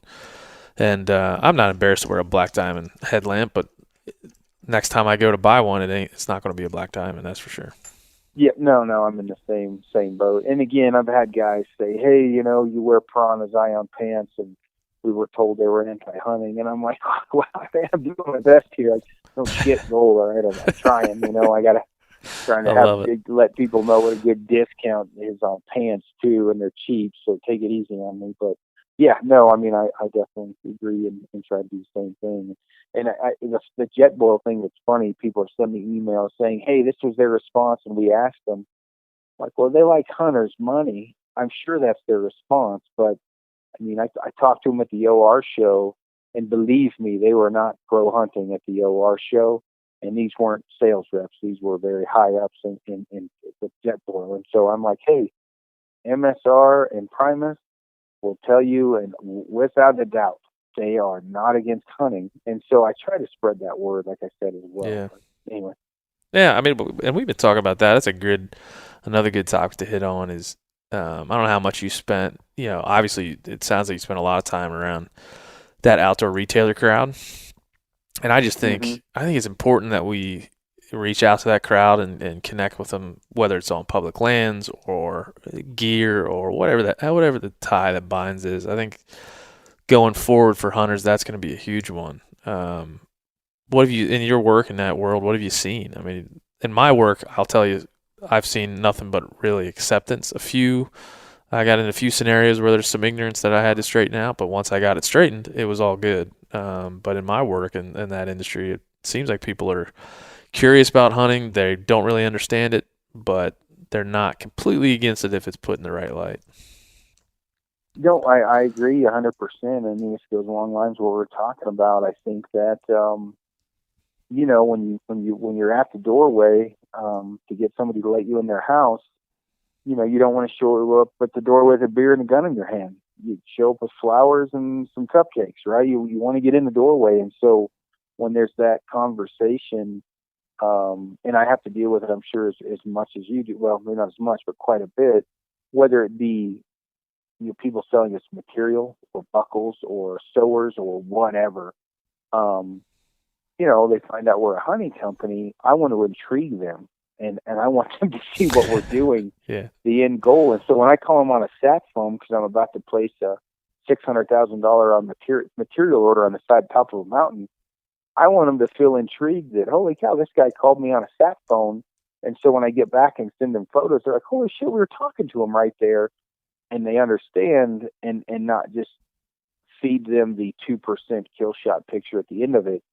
I want them to know the whole thing of what we're doing, what we're about, what we stand for. And so it's been very well received with who I've dealt with, on my end of things with Kifaru.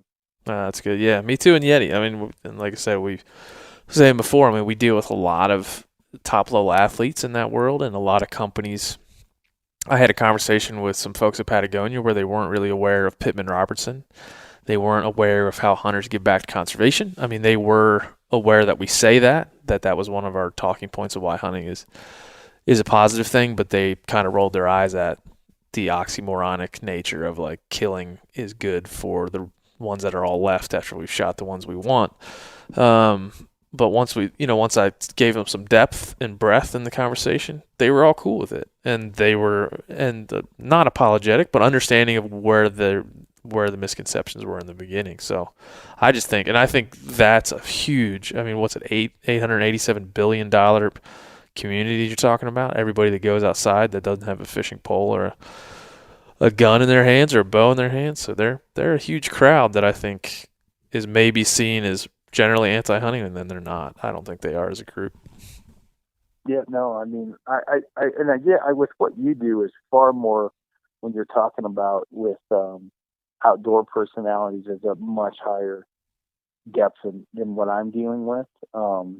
We custom make packs for women mountain climbers far more than men because they can't get a backpacking pack to fit them. So I can only imagine what you're dealing with on that side of things as far as the different personalities. And I've only watched Conrad Anchor and Jimmy on TV, right? I bet Jimmy once at the local mountaineering store. But I mean, you want to talk about, I think Jimmy has 200 friends and 1.2 million followers. Yeah. Obviously, a lot of people follow him, you know what I mean? Yeah, for sure. No, and I've, I know that, we were able to introduce a guy like Mark Seacat to Conrad Anchor when they both were here in Austin for one of our ambassador summits. And next thing I know, Conrad's taken Seacat climbing. And it's cool, man. And Conrad's the first person to, in my brief encounters with him, and just, he's a very professional, quiet guy. But I think he'd probably be the first person to question hunting, but also the first person to accept it if he did it the right way. So, I mean, and Conrad Anchor's a freaking legend, and a leader in that space, and pretty outspoken when it comes to that stuff. So I would just use him as a good example. Somebody who's open to it. We just present it the right way, and we'll get it done. And next thing we know, we'll have a bunch of allies on that side of things. And that's a pretty influential group of folks that wear Patagonia or wear North Face or wear Arc'teryx or whatever that might be. Yeah, no, I agree for sure. I mean, we have a couple guys that are big wall climbers that hunt with us. Fred Baum is one of them, and he never hunted a day in his life, and big wall climber. And I mean, he's a freak of nature, right? As far as, as far as physically. And he just woke up one day and decided he wanted to bow hunt. And a guy was hard to kill the 203-inch mule deer, his first mule deer, 11 miles in.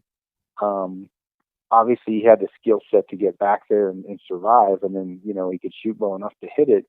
But he's got a pretty good grasp in a lot of different industries. But it was amazing to talk to people like that and what got them going. And kind of like Rogan's the same way, like what sparked the interest. And I think that could have changed dramatically if it was the entry into it was a piss poor one, but instead it was a good one. They heard what they wanted to hear. That it got the spark interested and got them interested, and then one thing led to another. And that's a prime example of, once you're at the doorway, make sure you're inviting someone in and not scaring the shit out of them. Yeah, man. Yeah, I think that's the best way to describe the whole conversation, man. And it's a good thing. I was driving back here before we did the podcast, and one thing I wrote down that I wanted to ask you was what kind of crazy or different things. This is what I imagine just from knowing from what I've seen, is what kind of crazy inventions or crazy stuff is in your pack that other people aren't doing, or things that over the years you've developed that something that's always in your pack that's that you feel like's unique, or something that other guys aren't pulling off. You mean like for a packing list? Yeah, packing list, some gear piece. I'm sure you got some idiosyncrasies like in your gear list of things you do that are a little different. I mean, as far as game changers go, it'd probably be surprising. One of the things is Leuco tape. Most people haven't heard of it. I got turned on into a mountain climber years ago. When you have foot problems, Leuco tape will stay stuck to your foot for 7 days in wet conditions. And if you ever have blisters or problems, I mean, you put a Band-Aid on and wrap Leuco tape over the top, you have problems no more. So, I mean, one of the things, because I've had such problems with heel rub, it is probably anticlimactic as this is. Leuco tape literally has been a game changer, for me. It's just been 9-day difference. As far as maybe other things that I guess were, game changers, not to pimp out Kifaru too much, but we have a wood stove that weighs 2 pounds, 12 ounces. Yeah. Obviously you have to have wood, so to do it. So above tree line, it's not working, but having the ability to be able to have a heated shelter, that's another game changer. I've got a 10-foot long, well, it's not quite 10, but 10-foot long shelter. It's 6 foot wide that I can get 100 degrees inside if I want to dry out my gear. That's been another huge, benefit for me for longevity in the field. Yeah, that's huge. I've used those before. I used one with Cole Kramer in Kodiak a couple of Decembers ago when it was winds. I mean, what do we have? I don't know. It was like 80 mile an hour winds. I mean, we we were tucked up under this little ridge, so we were blocked. But we had 80-mile-an-hour winds, and we had negative 10-degree temperatures hunting black-tailed deer. And I think he said you gave him the stove we had in our tent, and if we didn't have that thing, we'd have been screwed. That's for sure. Yeah, actually, Cole called me once because he said it wasn't burning correctly, and whatever way he was burning clogged the spark arrestor. Hell, it could have been with you. Probably. And he was calling me, and we're on the phone, and he's like, it's smoking. And I'm like, dude, if you check the spark arrestor. And then immediately he was like, all right, we're good. I got to go. And I was like, all right, cool, man. But, I mean, that's a huge, if you've witnessed it yourself, that's a huge benefit. Yeah. After that, I mean, again, I'm not trying to pimp out there. An interchangeable knife, I use one called a Tito, or Tito, however you want to pronounce it. I don't understand guys have like the knife handed down from their grandfather's grandfather down to them, but having the ability to have an interchangeable blade knife when you're breaking down multiple animals, another game changer. For me, another one, communication. The Delorme will announce Garmin InReach. Yep. That's a lifesaver, especially when you're trying to run a business from the side of a mountain. I also have an Iridium Go, which is a satellite hotspot, basically. And then I can navigate from a watch now. I do mostly manual lab now. So I really just need a 10-digit grid coordinate, UTM grid, to plot it out on a map. I don't have to carry a GPS. Well, now I have a Sunto Traverse Alpha. I used to run a 401, but the point being is I can navigate so fast with such a small amount of weight. Yeah, has been another huge thing for me as well. Is there? I'm just googling everything, bookmarking what you're saying. We'll put a list out of this stuff in the blog post for this. But so the Tito knives, is there any reason you go with those? I mean, you're rolling with 60A blades, just like the regular Havalon, or are you going number 22s or what? I gotta keep it somewhat secret, but he's got a new blade that's more unbreakable. But yeah, so I usually carry 68s and 22s. I don't carry as many of the caping blades as I do the others. But I ran Piranha forever. But the knife would get gunked up and it was a little bulkier. Well, the Tito I can actually put in my chest. I run Alaskan Guide Creation chest harness. There's a pocket in the back of it. I just leave the blade off. And I have those flat blades in their packages, and I can run that knife flat in that chest. It's as flat as a blade of a butter knife.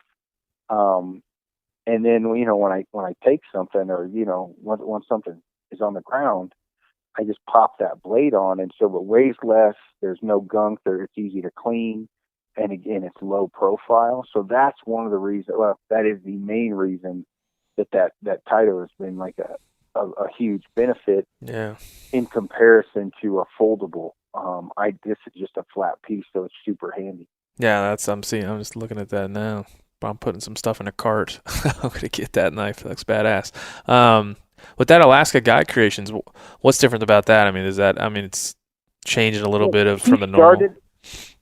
He started it all, for one. I mean, everyone's pretty much copied him. But the reason I like it, a lot of people don't like they make a low profile one, but I wear a little bit bigger one. So trioxane tablets, I carry inside this trioxane tablets. I mean, you can fart and it'll light. That is huge. It'll burn in water. And so for a fire starter survival, I carry a trioxane tablet in that chest rig. I carry a Petzl E-Light, which is this tiny headlamp that weighs a half an ounce. I don't know that I've ever changed the battery on one. I mean, you're not going to be spotlighting from 200 meters out, but it'll keep you alive. I keep that in there. The Tito knife or Tito knife, some extra blades. I actually have a Garmin 401 GPS watch that I carried in that as well. Your tags, basically in a flint and steel or a lighter.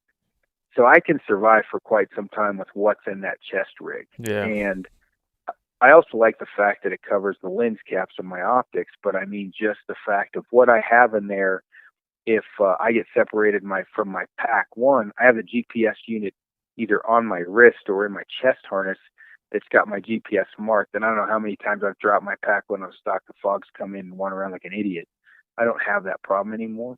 And then obviously being able to break the animal down with what's on your chest is a big one, and being able to start a fire.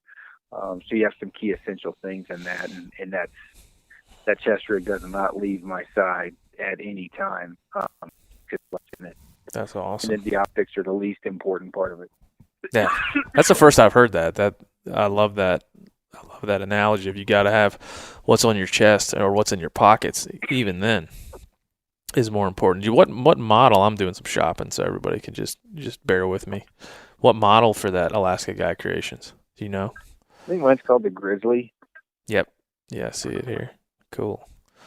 I have a Kodiak and a Grizzly, actually. I have a Kodiak Cub, which is for, basically spot and stock outside the truck. But the Grizzly and the Kodiak are the two I run the most. Are you running? You ever run high power binocs, or you always running a spotter out on the mountain?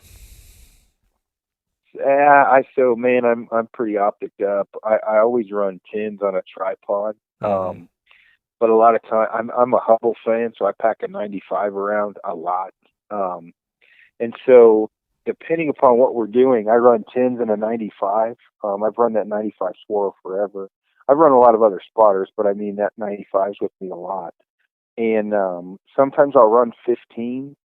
Like, a lot of times scouting, we'll actually pack in a 95, 15s, and 10.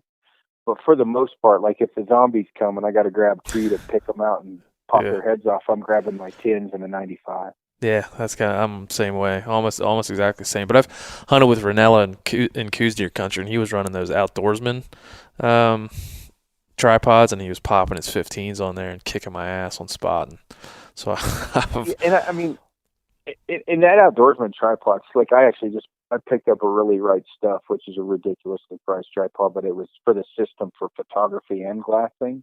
But yeah, I mean, you get 15s on a tripod, you're going to do some damage. I don't think you can be outglassed with 15s, just for the simple fact the power, the field of view. There's a limit to them. You also need a spotter, but if you're not a trophy hunter, when I say trophy, if you're not counting inches, right? Like you're like, oh, that's a good deer, I'm going to go shoot it. 95 is probably not needed. You can see plenty with 10s or 15s. Yeah, no, it makes total sense. We'll have to get you to give us as much of the gear list as you'll divulge, because that stuff, I really just got into backcountry, really what I can consider, serious backcountry stuff here in the last 2 or 3 years. But that's one of my favorite parts, is going through my system and tweaking it every single hunt and getting it better and understanding how to get lighter and how to get, even you just talking about the gear that's on your chest. Hopefully people listening to this think about that. Think about how that could change the game for you, where certain gear lives on your body when you're out there for weeks on end. I mean, give you an example, for people listening, an example. Yeah, I generally never drop my pack anyway until the final approach. But you drop your pack for the final approach, you take the shot, adrenaline takes over, you make a less than perfect shot. A lot of times you're going to chase after that animal. Adrenaline's flowing, you drop down a cliff, okay? You drop down that cliff, and now you can't get back up it.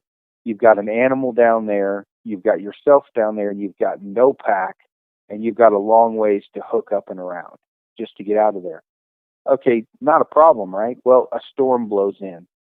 Now you've got no clothing, you've got an animal on the ground, you've got to figure out what's what, who's who, and you need to figure it out quick, because it's going to take you a long time, and you've got no rain gear. And so you can break the animal down now. You can eat the animal a hell of a lot easier because you got a knife on you. You got a way to build a fire, and you got a GPS to get you back home quicker.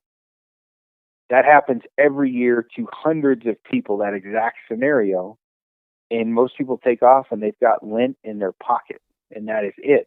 Well, everything is on my chest that I need. And another thing we've done is Kifaru has built a lot of lids that work as final approach packs. So when you do drop your pack, we have one called the Native that I designed that goes along with that chest rig to throw my puffy jacket and my rain gear on a final far stalk. So I even have that next level of survival in case I get pinned down for a long time. And especially with the recurve where you have to get really close, getting pinned down for 5, 6, 7 hours, is very possible. And so in that, I've got my T-shirt, my smile, and my sandwich, and then I've got my chest rig that's got everything else. Yeah, that's huge. It just speaks to like the systematic nature of how you pack your stuff, and I've kind of gotten to that. I've got many stuff sacks with all kinds of different stuff, and I started color coding things and marking things with tape and getting really, really ridiculously intricate. But that's part of it, man. Part of living out of a backpack, which you've done a million times more than I have. Part of living it is being organized, because that can be the difference between success or not success, and that's a great example that you just gave. Having your shit together can be warm and kind of dialed in, or shivering and really not dialed into what that animal's doing, just trying to stay alive. Yeah, and if you watch like Frank and I go at it when we head in, it's really an art of how the camp gets set up, where it gets set up, why, who's doing what and when, in a rhythm. Unlike you'll see really with a lot of other, people going hunting, there's a system we have, and that system is very precise, and it works very well. And it's the more you do it, the better the system gets. And we're lucky enough we can do it a shitload, so our system's pretty good. Yeah, well, unfortunately for me now, I'm going down this rabbit hole with I'm writing down everything you mentioned. And everybody listening will post it up. But for me tonight, it's already late in the evening. I'll probably spend the next hour going down the gear rabbit hole. But I love it, man. I love it, and it's another thing about hunting that you can freaking love. It's just another thing to get wrapped up in of all the ridiculous things that we get wrapped up in. So appreciate the insight on that, and the insight on everything else, man. This may be the longest hunting collective podcast ever, for damn good reason. It's a great conversation. Yeah, well, no, I'm glad you had me on, and yeah, we'll have to do another one and just talk gear, because I can talk that forever. I know. How long of the Kifarucast? Do you guys ever do like 3-4 hour ones like Rogan does? No, not that, not really. But I haven't had someone on there on that long where I knew I couldn't get them back. And so a lot of times I'm like, all right, well, we'll get you back next week. We had a guy named Harold Fahrenbrook who's killed more shit than smallpox with a recurve. And it's relatively unknown. The son of a bitch just got a cell phone for the first time. In fact, we hated each other when we first met, because I told him I'd get him a pack, and he's calling me and I'm texting him, and he sends me this scathing email. You're blowing me off. And I'm like, dude, I've texted you like 20 times. And he's like, I don't own a cell phone. Like, dude, it's 2017. The fuck you mean you don't own a cell phone? Well, it's just how he lives. He's unworldly. He's unbelievable. He's just an amazing man. We get along great now. Well, having him, I think we've had him on 3 times, and we're still not bored yet. So we could have easily pulled a 4 or 5 hour podcast out of that one. But that's the great thing about this podcast thing. You could do it forever, man. And there's not... To me, like, I think this will be episode number 10 or something like that. And to me, it's just one long conversation. Just keeps going. A lot of the same stuff comes up, so people that listen to a lot, I'm sure you're the same way. But it's just one long kick-ass conversation. And I'm sure, you can look back on this, and I can look back on mine years from now, and we'll probably be smarter. Maybe we'll be dumber, who knows, but we'll probably be smarter and better hunters and better people, and look back on some of the things we said and did and laugh. But man, it's cool to have it all recorded. Yeah, no, for sure. Definitely. I talked about writing a book, right? Like your book, the book of your life and the different chapters. It's kind of a book inside of a book, because as you're writing your different chapters, now you have a podcast in one of them. So it's kind of cool, because the documentation of everything that goes on, everything you say. I look back at ones that Brian and I did, and even how things have changed, even gear, like, things change in life, you learn different things. It's always amazing to be able to look back, and a podcast is definitely a great way to do that. Yeah, man. Well, I definitely am a big fan of yours and appreciate everything you do. And we've got to have at least, if not a beer or 6, spend some time on the mountain. Sounds like I'd learn a ton.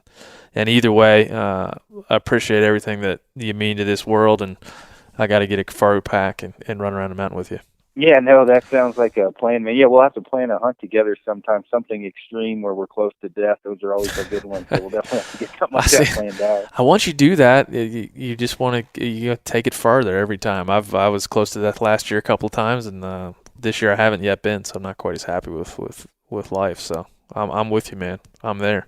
I've got an opening on a goat hunt this year, so maybe you can join on that one. That should be interesting. I got a lot of new gear I'm about to buy for that hunt, so don't worry. All right, dude. Appreciate everything. Yeah, no, thanks for having me on, man, and definitely a big fan of yours as well, and definitely willing to link up. Cool. Talk soon. All right, see ya. That's it. That's all. Number 10 in the books. We made it to double digits. We've got about 12 hours, a little bit more than 12 hours of hunting conversation in the books with some freaking awesome guests. You know, I'm sure there's lots of milestones in podcasting. I don't know that 10 is any bigger than 9 or 11, but I think every time I put one of these out, I feel like there's a milestone out there. And so I want to thank Aron Snyder for being guest number 10 and for providing a lot of insight for this conversation. And he just talks about some of these issues in a different way. It strikes me that a guy like Shane Mahoney or a guy like Charles Post, who were former guests of this podcast, speak so differently about the same issues, but they're still driving at the same points that Aron is. And he is, at his core, a good person and a good guy to talk to, really about anything in hunting. So I hope you enjoyed that conversation. I really did. I didn't know Aron very well going into this.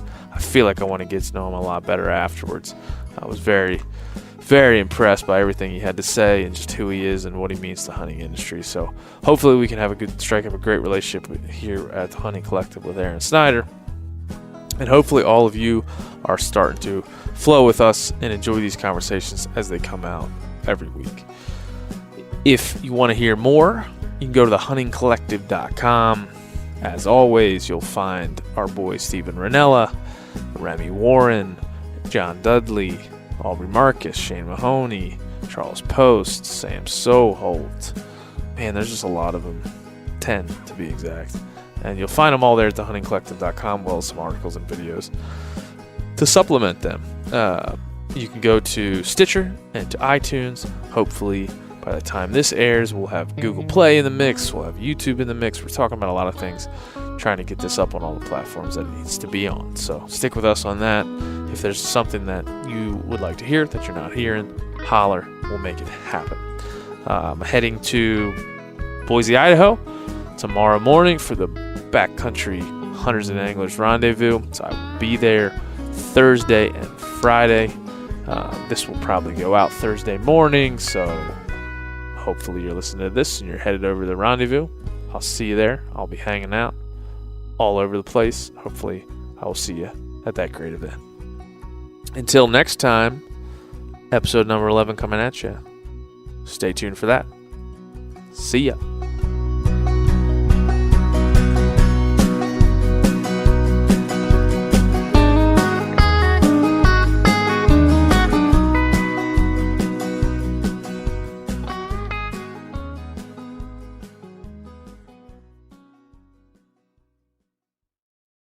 Hey guys, turkey season is in full swing right now, and if you are planning on getting after it, make sure to pick up some Meat Eater Phelps turkey calls to stuff into the old turkey vest or into your fanny pack right now. I carry a few different things. I like to use mouth calls, and I like to use pot calls. Mouth calls or diaphragms, I like them because it gives you hand-free calling, meaning when you're working a bird up close, you can have your gun on your knee, finger on the trigger, ready to roll, and still be making turkey sounds. I like pot calls. I just like pot calls. I enjoy calling with a pot call. Whatever direction you go, including a box call, which I don't personally use too much, but they're fun and great, and I started out with them. Yanni, on the other hand, one of my main turkey hunting buddies, he loves box calls. And what's funny is I'll now and then look to him and give him the look that means get out your box call and find us a turkey. So it's not that I don't like them. I just have Yanni use his. Then I don't have to carry it. Go to Phelps Game Calls. Get calls that are made in the USA and get calls that'll get them close. Find yours at phelpsgamecalls.com today.